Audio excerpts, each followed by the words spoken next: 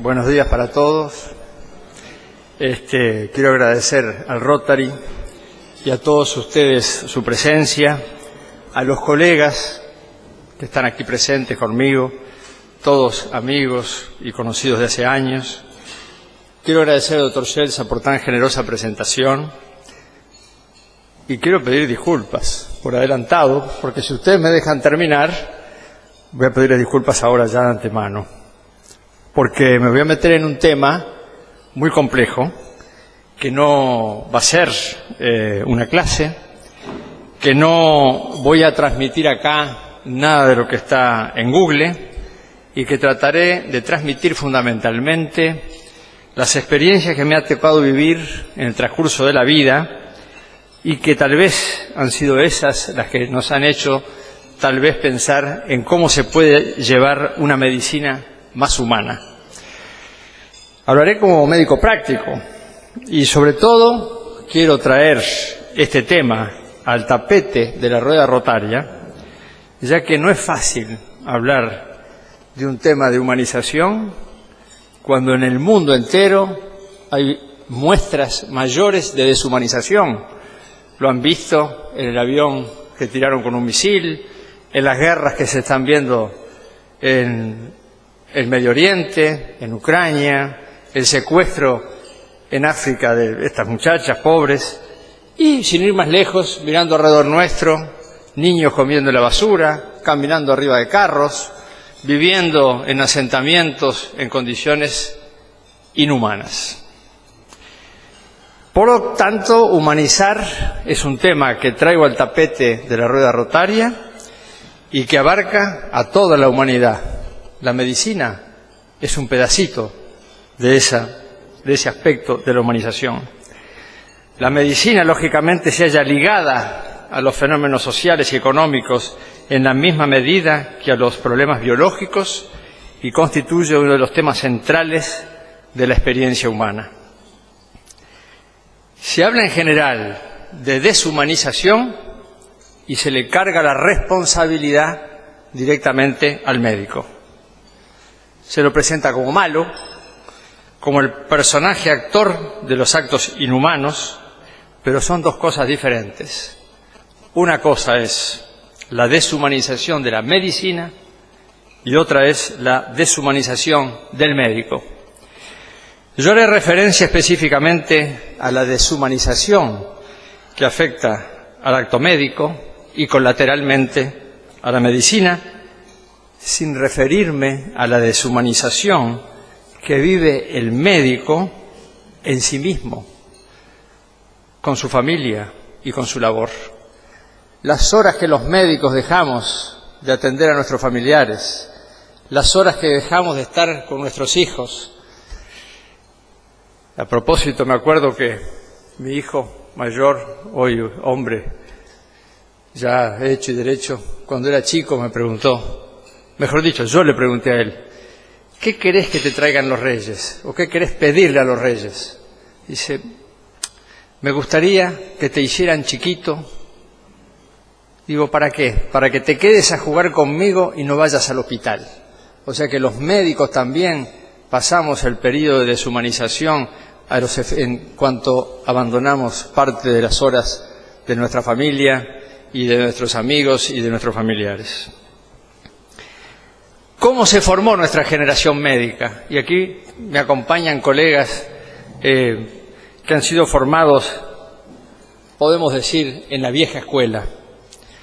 Nos formamos en una educación formal, donde no teníamos una materia específica que era la humanización, pero existía el respeto, existía la familia y existía la imagen de los profesores que nos transmitían esa humanización. Recuerdo la imagen del profesor Salveraglio, no el joven, el profesor Salveraglio en el Instituto de Higiene. Recuerdo al profesor Horacio Gutiérrez Blanco, recuerdo al profesor Manlio Ferrari, recuerdo al doctor Herrera, recuerdo al profesor Rodríguez Barrios. Con el ejemplo nos transmitían a nosotros de cómo proceder frente a los pacientes y cómo manejarnos.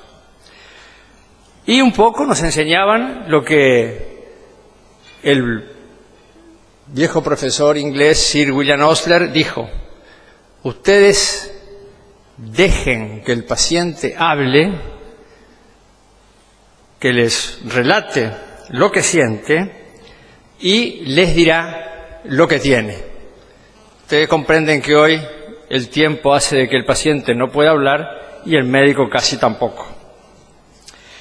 La medicina, en definitiva, la aprendimos como ciencia y la ejercimos y la debemos ejercer como un arte, ya que humanizar la medicina es adaptarla al hombre que tenemos frente a nosotros, más que al hombre, a la persona, unidad de cuerpo y espíritu.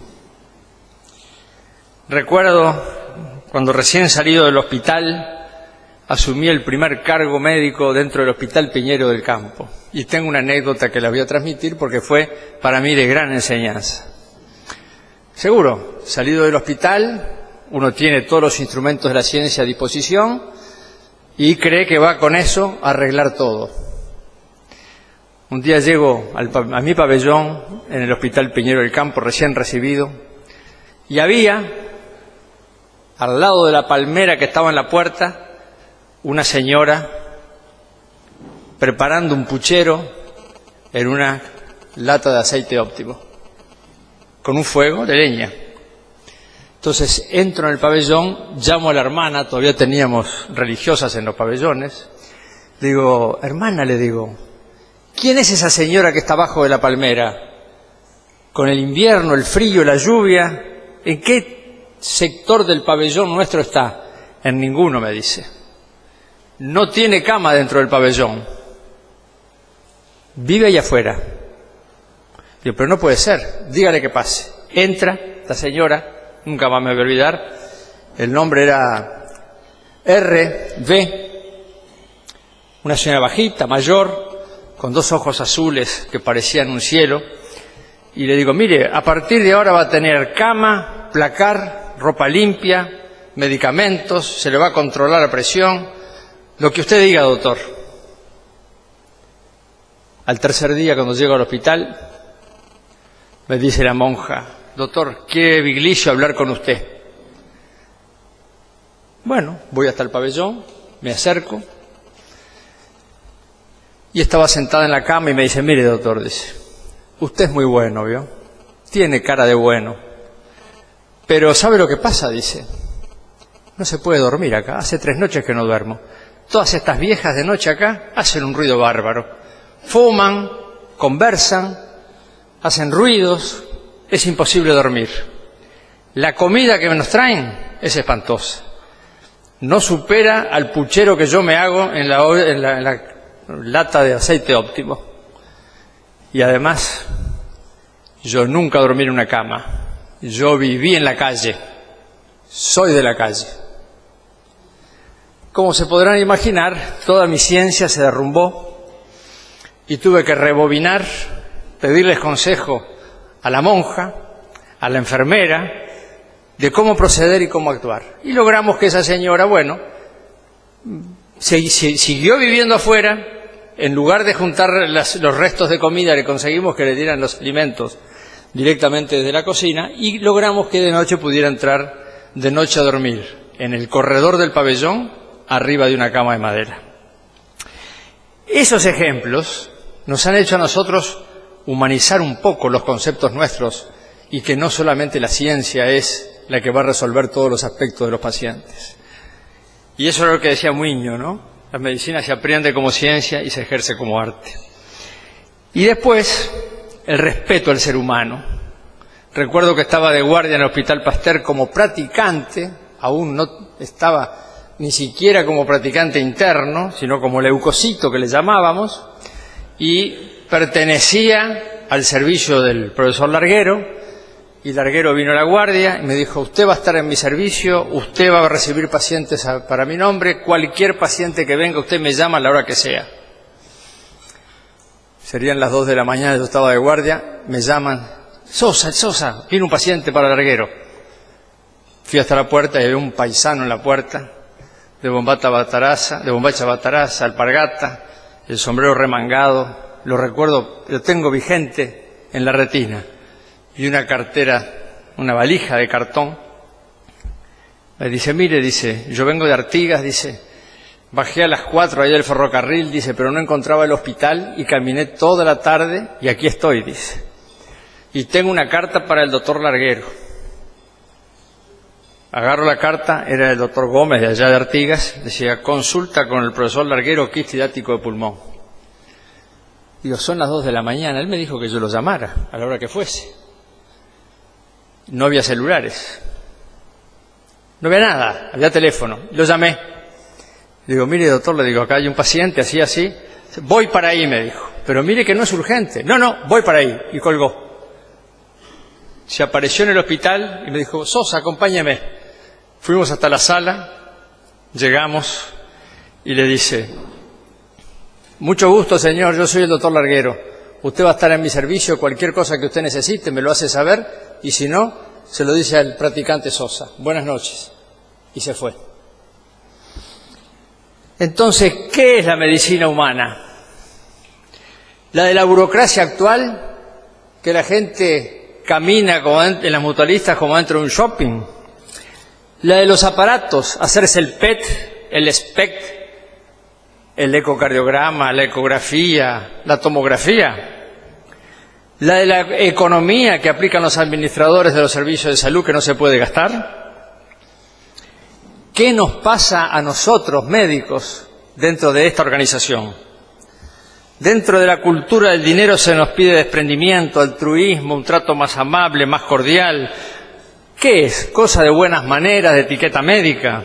Se reduce a tener buen corazón, a hacer algo humano, familiar o afable.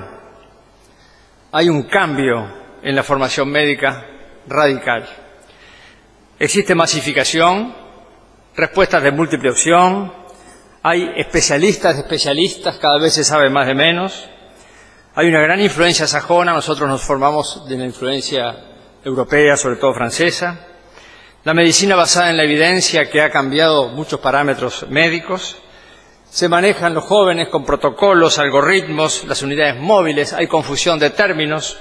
Hoy no sabemos qué es un médico de referencia, qué es un médico de familia, qué es un médico de radio, qué es un médico de cabecera, etcétera, etcétera, etcétera. Nos viven enloquecidos con el Google. Hoy vienen los pacientes a la consulta y concurren con una bolsa llena de exámenes pedidas por varios especialistas y en la otra bolsa todo lo que han sacado de Google a propósito de determinada enfermedad. La atención está demorada, no se tienen en cuenta las necesidades sentidas o deseadas de la población. Y hay algo interesante. Hoy todo el mundo sabe y habla de medicina. En cualquier reunión, cualquier cumpleaños, se habla de medicina. El problema nuestro de los médicos es el quehacer la medicina, en cómo se ejerce la medicina, en cómo se hace la medicina. Hay disolución de responsabilidades. El maldito pase que ha hecho que se centrifugue al paciente y se tome en trozos, pase al oftalmólogo, pase al otorrinolaringólogo, pase al gastroenterólogo, pase al neurólogo. Maltrato administrativo, lo cual implica también inhumanización, designación de los pacientes por número, ausencia de privacidad, información apropiada, cambios en los fármacos que se utilizan y una medicina de picaporte. Primero entra uno y sale y el otro y sale y cuando uno quiso salir ya no sabía ni qué preguntar, ni tenía las preguntas más importantes, no las hizo. Hay una medicina defensiva, hay un mercantilismo en muchos aspectos de la medicina y cuando cada paciente en realidad se asiste, ese paciente se está asistiendo con un especialista, porque ese médico es especialista en ese paciente. ¿Qué es entonces humanizar la medicina? Es adecuarla el hombre. ¿Y cómo se puede adecuar la medicina al hombre? Fortaleciendo la relación médico-paciente. La relación médico-paciente es, al decir de Henry Hay, el más singular de los coloquios singulares, puesto que está fundado y fundamentado en una interpenetración subjetiva entre el espíritu del observador, que pretende comprender, y el espíritu del paciente, que se abandona o retrae al contacto con el otro. Hay dificultades en la relación médico-paciente, lógicamente, el tiempo, hechos culturales, sistema asistencial, implica saber aplicar por parte de ese médico una medicina o una ciencia universal al universo de la persona, llevarlo, como decía Pedro Laína Entralgo, al tema de la salud. Los médicos nos formamos en la enfermedad, nos enseñaron qué eran las enfermedades. Es importante saber lo que es la salud y no me hago referencia a lo que es el concepto que tienen muchos abogados sobre lo que es el estado de salud. Muchas veces, y hablando con un abogado, me decía, mire, la salud, Sosa, es un estado perentorio que no presagia nada bueno. La salud, de la definición de la Organización Mundial de la Salud, es una definición que realmente no me ha caído muy bien, pero sí me aferro a la definición de salud que ha hecho el corpus hipocrático y fundamentalmente que ha hecho el grupo de la medicina griega, definiendo la salud como algo justo, bello, armónico y proporcionado, y donde ninguna de las partes del cuerpo debe predominar sobre las otras.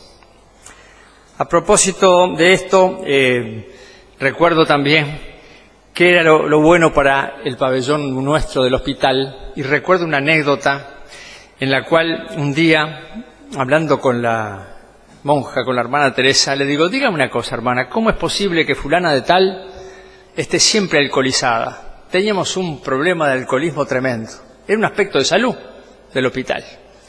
Entonces, dice la hermana, si usted quiere saber, venga después de las 7.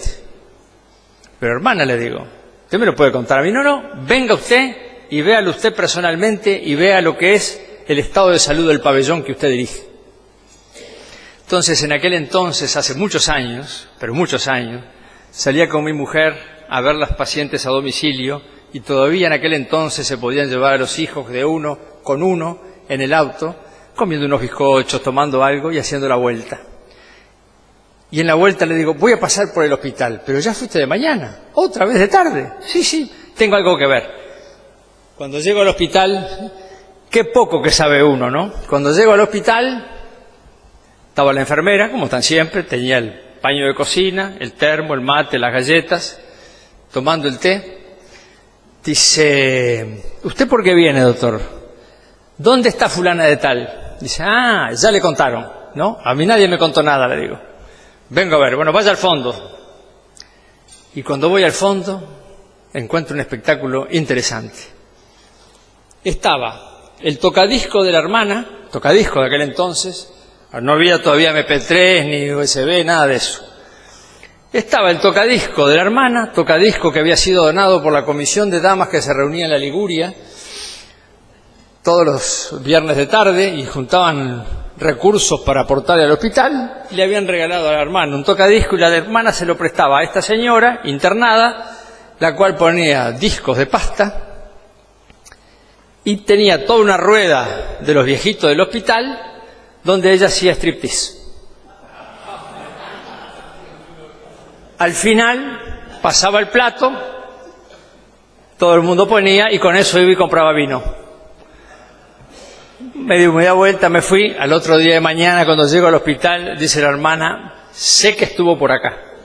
Sí, estuve, ya vi todo. Dice, ¿cuáles son sus recomendaciones para manejar los temas de salud? Digo, mire, primero, que usted cuide bien el tocadisco, porque si se lo llegan a robar, no sé qué le va a decir a la comisión de damas. Segundo, ponga una mesa un poco más grande, porque si se nos llega a caer de ahí arriba se va a romper un hueso. Y nada más. Hay una subcultura que tenemos que respetar los médicos, y las cosas impuestas no son buenas. Para avanzar un poco más, dijimos que la medicina apunta no al hombre, a la persona humana, y la persona humana es la unión del cuerpo y de la mente. Y el hombre construye su propia realidad. En esa construcción elabora su organización. Somos un organismo. Y como dijo Leonardo da Vinci, hasta los 30 somos lindos o feos, y después somos buenos o malos, no nos cambia nadie. Y es verdad. Hay algunos aspectos, y voy a ser muy breve, que los médicos descuidamos, porque en nuestro país tenemos un equipo médico fantástico. Lo que pasa es que están muchos de esos médicos atrapados en un sistema muy difícil y del cual nos cuesta salir. Pero hay algunos aspectos que los médicos no tenemos en cuenta, y son los aspectos de la fe, de la espiritualidad, de la curación y de la sanación. Ambrosio Paré decía: yo los curo, Dios lo sana. Y mi hija Carolina, que hoy tiene casi 40 años, cuando era chiquita me dijo un día cuando la fui a buscar a la escuela: ¿papá, Dios existe? Bueno, pregunta brava. Digo, sí, existe. Dice, ¿dónde está? Dice, en el cielo. Entonces mira para arriba, lo busca. Dice, ¿y cómo no se cae?